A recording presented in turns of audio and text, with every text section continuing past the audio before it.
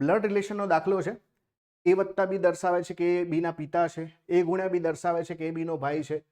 તો આવી રીતે તમને બધું માહિતી આપેલી છે. હવે આપણને શું આપ્યું છે?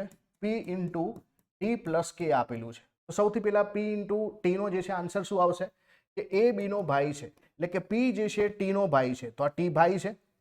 પછી લખ્યું છે કે ભાઈ T પ્લસ K, તો પ્લસનો મતલબ શું છે? એ બીના પિતા છે.